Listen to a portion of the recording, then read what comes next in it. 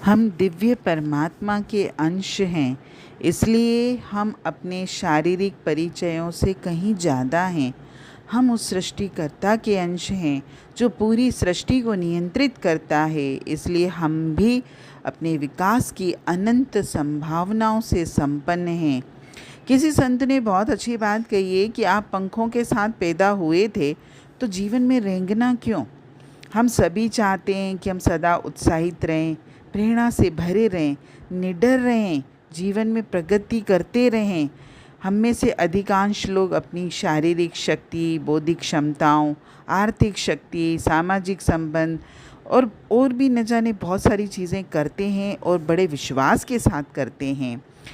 अधिकतर motivational speaker जो रहते हैं या और भी बहुत सारे लोग जो बोलने वाले होते हैं, उनका एक पसंदीदा विषय होता है आत्मविश्वास, जो सदैव ये प्रेरणा देते हैं कि आप आत्मविश्वास से भरे रहें और जब तक आप आत्मविश्वास हासिल नहीं कर लें तब तक उसे ढोंग में संसार को तो दिखाओ। यानी आत्मविश्वास अगर हम शो भी करते हैं तो धीरे धीरे वास्तव में हमारे अंदर आत्मविश्वास आ भी जाता है।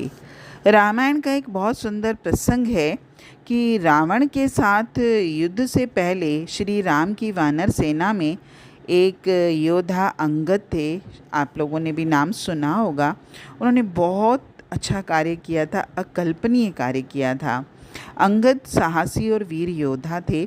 अंगद को भगवान राम के दूत के रूप में रावण के दरबार भेजने हेतु चुना गया था।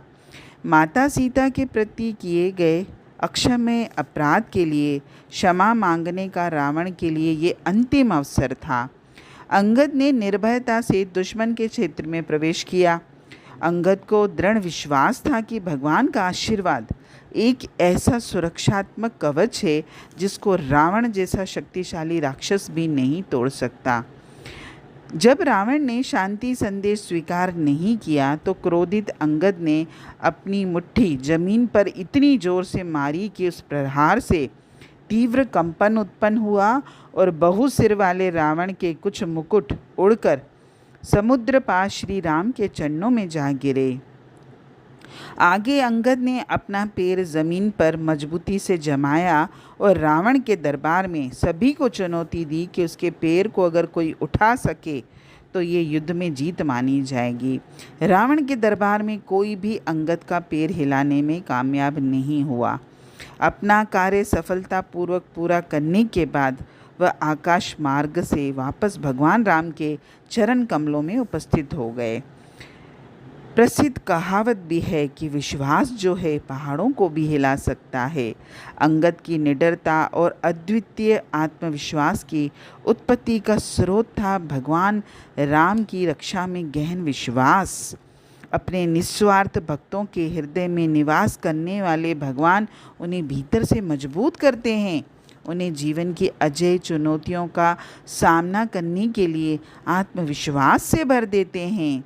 एक विशाल आग और एक छोटी चिंगारी भी पूरे जंगल को भस्म कर सकती है। इसी तरह हम साधारण जीवात्माएं हैं जो परमात्मा की महिमा के सामने अत्यंत नगण्य हैं, किंतु हम अपनी आत्मा की महिमा में चमकने के लिए दिव्य गुणों से ढाले गए हैं। इसलिए अगर हम आत्मविश्वास उजागर करना चाहते हैं तो हमें अपनी वास्तविक पहचान को परमात्मा के छोटे से अंश के रूप में मानना होगा। प्रयास भले छोटे हों, लेकिन अगर परमात्मा की कृपा हमारे ऊपर है तो हम कोई भी लक्ष्य साध सकते हैं। ऐसी विचारधारा सदैव अपने अंदर रखें तो इससे आपका आत्मविश्वास कई गुना बढ़ जाएगा और हमारा ये विश्वास हमको अंगद की तरह निर्भय बना देगा। हरि ओम।